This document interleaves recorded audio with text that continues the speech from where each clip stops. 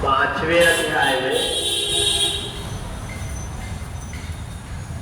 कर्म संन्यास योग का वर्णन। न प्रहस्येत प्रियम प्राप्य नो द्विजेत प्राप्त चाप्रियम स्थिर बुद्धिर सम्मूढ़ो ब्रह्मविद ब्रह्मणि स्थिता। भगवान कहते हैं कि हे अर्जुन, जो प्रिय वस्तु को पाकर के प्रसन्न नहीं होता और अप्रिय को पाकर के शोक नहीं करते, जिनको ना हर्ष है ना विषाद है, ऐसे स्थिर बुद्धि वाले मोह रहित ब्रह्मवेत्ता ब्रह्म में स्थिर हो जाते हैं। हर परिस्थिति जीवन की जो कुछ भी आती है, कितना भी धैर्यवान मनुष्य हो, वो विचलित हो जाता है।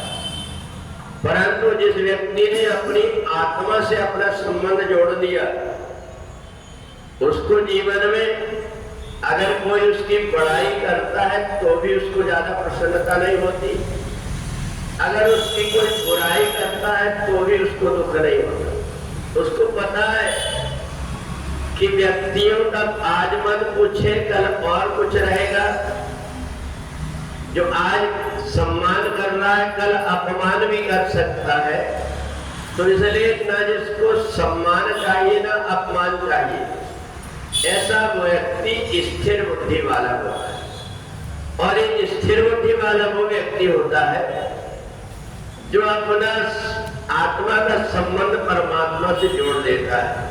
वाह स्पर्शे सुशब्दात्मा विद्यात्मनेत्री, कि बाहरी जितनी भी चीजें हैं, अपनी आत्मा को अपने आप में इतना सम्मान देता है, उसको आत्मा को बार बार कहता है कि परमात्मा ने बड़ी कृपा करके और मेरे को मनुष्य शरीर दिया है, अब इसमें मेरे को सबसे हटकर के कर्म करना है ताकि मैं अपनी आत्मा का उद्धार कर सकूं। और इसलिए जो व्यक्ति अपनी आत्मा का उद्धार करने की सोचता है, वो आत्मा का मित्र कहलाता है। और जो अपनी आत्मा को संसार में रक्षा बचा देता है, वो आत्मा का शत्रु कहलाता है। और इसलिए 5वें अध्याय में भगवान ने सीधी और सहज बात कही कि सन्यासी वो व्यक्ति है यो न द्वेष्टि न कांक्षति, जिसको कुछ मिल जाए इसकी भी इच्छा नहीं है और जीवन में जो परिस्थिति आ जाए उससे भी कोई परहेज नहीं। तो इस प्रकार से जब व्यक्ति आत्मा में स्थिर हो जाता है, तो फिर ऐसे स्थिर व्यक्ति को कोई बाहर का व्यक्ति विचलित नहीं कर पाता। और इसी को कहते हैं कि वो व्यक्ति जो इस प्रकार की स्थिति में पहुंच गया है, उन व्यक्ति को आत्मज्ञानी कहते हैं।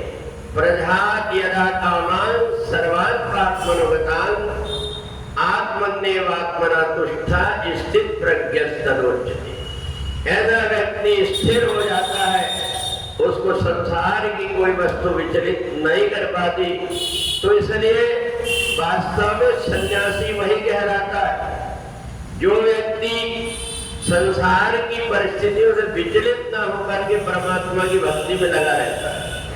जीवन में बहुत सारी परिस्थिति ऐसी आती है जब व्यक्ति भगवान को बंद करके रख देता है। हमारे जीवन में इतनी बड़ी घटना घट गई है, अब हमें क्या मिला है भगवान का पूजन करने से, और ऐसा मान करके भगवान को एक तरफ करके रख देता है।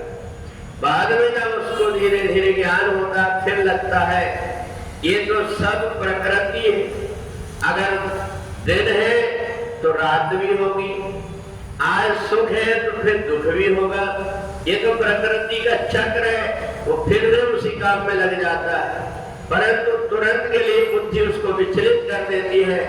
तो इसलिए जो व्यक्ति धैर्यवान होता है, उसको ये मन बहुत कम विचलित कर पाता है।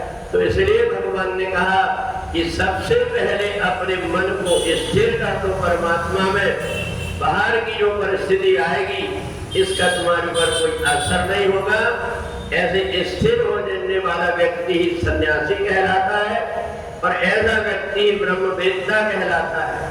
तो इसलिए हमें और कुछ नहीं करना है। एक बात हमें ध्यान रख लेना है, हम जन्म लेकर के आए थे तब भी हमारी कोई रक्षा कर रहा था।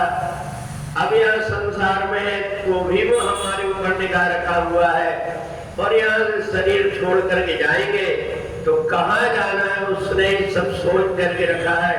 ऐसा मान करके जो परमात्मा के अतिरिक्त अपने मन को इधर उधर विचलित नहीं कर देता, वो ब्रह्मवेत्ता पुरुष जीते जी मुक्त हो जाता है। बोले वृंदावन बिहारी लाल की जय।